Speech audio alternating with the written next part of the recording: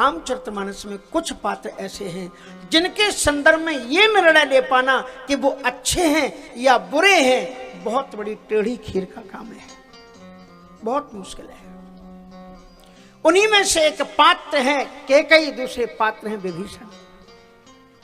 विभीषण के बारे में जहां एक और ये मान्यता है कि वो बड़े महापुरुष हैं, वही दूसरी ओर उनके ऊपर और भी कहावतें प्रचलित हैं कि घर का भेदी, ये उन्हीं के ऊपर प्रचलित है, जबकि सप्त चिरजीवियों में है। एक कल्प भर के लिए विभीषण, अश्वत्थामा बलर्व्यासो हनुमांश्च विभीषण, सप्त चिरजीवियों में है। लेकिन उन्हीं के ऊपर कहावत है कि घर का भेदी लंका ढाए, कुल कलंकी के रूप में भी उन्हें देखा जाता है। उसी प्रकार से महान एक पात्र है कैकेयी। कैकेयी के बारे में अच्छा कहें या बुरा, ये बहुत कठिन काम है। मैं जब शास्त्री पढ़ रहा था उस समय मैंने एक लेख लिखा था जो नव भारत में छपा था, कादम्बनी में भी गया था, ऋषिमुनियों की अदालत में कैकेयी। एक काल्पनिक बात है, मानो कि महर्षि नारद जी ने एक केस कर दिया कैकेयी के ऊपर, केस बनाई, फाइल बनाई, और वो जानना चाहते थे कैकेयी महान नारी है या निकृष्ट नारी है। वो फाइल उठा करके सबसे पहले जिस अदालत में पहुंचे, उस अदालत के जज महाराज भरत जी हैं। नारद जी भरत जी से पूछते हैं कि भरत, कैकेयी तुम्हारी मां है, और कैकेयी के लिए आज समाज में गालियां दी जा रही हैं। मैं आपसे पूछता हूं, आपकी अदालत तुम्हें क्या जजमेंट देती है? कैकेयी अच्छी नारी थी या कैकेयी कुनारी थी, निकृष्ट नारी थी? श्री भरत जी महाराज ने जो ही कैकेयी का नाम सुना, अपना मस्तक नीचे झुका लिया लज्जा से, आंखों में आंसू आ गए। वो कहते उससे तो मां कहना ही व्यर्थ है। भरत जी कहते हैं कि कई कते जन्मी जग माजा, कई कत जन्मी जग माजा, जो जनमिता भई काए न बांधा, जो जनमिता भई काए न बांधा। कई कते जन्मी जग मांदा, कई कत जन्मी जग मांधा, जो जनमिता भई काए न बांधा, जो जनमिता भई काए न बांधा। कुल कलंक जय जनमे कुल कलंक जय जनमे मोई, अपजस भाजन प्रिय जन द्रोही, अपजस भाजन प्रिय जन द्रोही। कई कर भरत जी महाराज रो उठे, कहते कैकेयी जैसी नारी को धरती पर पैदा होने का अधिकार नहीं होना चाहिए,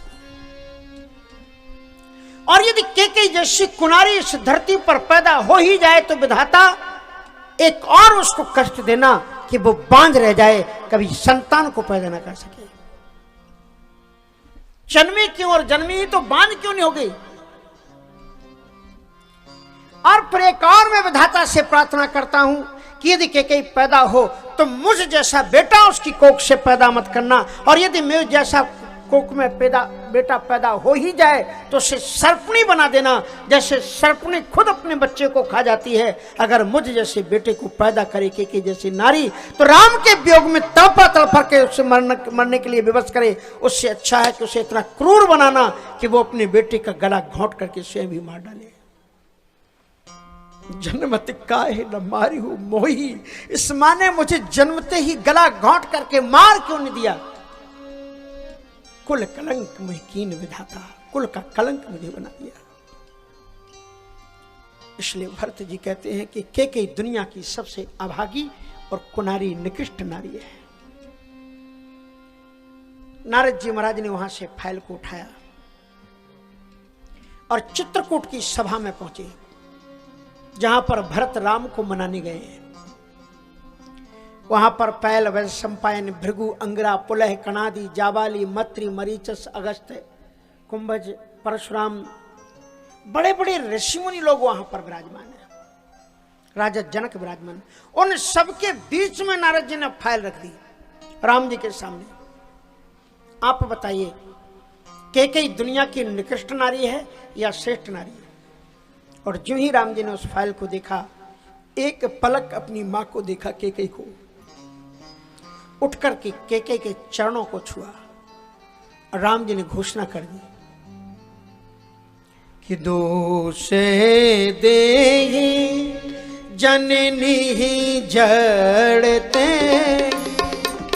दोष दे जननी जड़ते ही, जिन गुरु साधु सभा से जन गुरु साधु सभा नहीं से, दोष दे जननी जड़ते, दोष दे जननी जड़ते ही, जिन गुरु साधु सभा से जन गुरु साधु सभा से।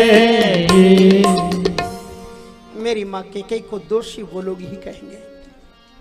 दोष दे जननी जड़ते ही, जिनकी मति में जड़ता होगी वो मेरी मां को दोषी देंगे। पहली बात राम जी कहते हैं मेरी मां को दोष देने वाले की मति जड़ होगी। दूसरी बात कहते हैं कि मेरी मां को दोष वही देंगे जिन्होंने कभी सत्संग नहीं किया होगा, क्योंकि जब बहुकाल है करिए सत्संगा, और तब ही हो ये सब संशय भंगा। तो तीन राम जी बात कहते हैं कि मेरी मां को दोष वो देंगे जिनकी मत में जड़ता होगी। दूसरी बात वो कहते हैं मेरी मां को दोष वो देंगे जिन्होंने कभी सत्संग नहीं किया होगा। और तीसरी बात कहते हैं जिन गुरु साधु, जिन्हें श्रेष्ठ गुरु की प्राप्ति नहीं हुई होगी, क्योंकि गुरु ही बताता है कि सत्य क्या है, असत्य क्या है। चक्षुरुन्मीलितं येन तस्मै श्री गुरुवे नमः। प्रज्ञा के चक्षु को वो खोल देता है। अज्ञानितिमिरान्धस्य ज्ञानाञ्जन शलाकया चक्षुरुन्मीलितं येन तस्मै श्री गुरुवे नमः। अर्थात राम जी भी कहते हैं कि धरती पर अगर भवसागर से पार करना है तो गुरु की परम आवश्यकता है, क्योंकि गुरु बिन भवनिधि तरय न कोई, और जो बिरंच शंकर सम होई। गुरु के बिना भवसागर को कोई तर नहीं सकता। तो तीन चीजें उन्होंने बताई कि मेरी मां केकई को समझने के लिए तीन चीजों की मति की प्रच्छन्नता होनी आवश्यक है। जड़मति नहीं होनी चाहिए, श्रेष्ठ सदगुरु की सत्संग प्राप्ति होनी चाहिए, और सत्संग किया हुआ होना चाहिए। तीन चीजें होंगी तब केकई को समझ पाएंगे। इसलिए दोष दें जननी ही जड़ते ही, मेरी मां को दोष बोलोगे देंगे जिनकी मति में जड़ता होगी, जो भविष्य का नहीं सोचते होंगे, केवल सीमित। और भक्त तो स्पष्ट कहता है कि जरे सो संपत्ति सदन सुख, जरे सगन सुख भाव। भक्त तो कहता है कि जड़ ही होता है भक्त, तो वो आगे और पीछे के नहीं सोचता, वर्तमान में राम का सानिध्य सोचता है। तो श्री राम जी कहते हैं कि मेरी मां श्रेष्ठ है, और केवल कह दिया होता कि अच्छी है तो नहीं। राम जी ने उसको अच्छे बताने में 3 बातें कही हैं कि जिनकी मत में जड़ता होगी वो कैकेयी को नहीं समझ पाएंगे, जिन्होंने अच्छा गुरु नहीं प्राप्त किया होगा वो कैकेयी को नहीं समझ पाएंगे। गुरु को कैकेयी को जानने के लिए गुरु की आवश्यकता है, और वो कहते हैं कि कैकेयी को जानने के लिए सत्संग की आवश्यकता है। तो कहते भाई कैकेयी बड़ी महान, अरे बोले राम कैकेयी क्या महान है, वो तो राम जी का स्वभाव ऐसा है कि वो तो दुश्मन की भी कल्याण की बात करते हैं, वो तो दुश्मन की भी बड़ाई करते हैं, इसमें कैकेयी की थोड़ी विशेषता, राम जी की विशेषता है। तो भरत जी कहते हैं कि कैकेयी सबसे बुरी नारी है, और राम जी कहते हैं कि कैकेयी सबसे महान नारी है। अब क्या माना जाए, भरत की बात माने कि राम की बात माने? का चलो अपन तीसरी अदालत में चलते हैं, जहां का जज निरपेक्ष होगा, ना इधर का ना उधर का,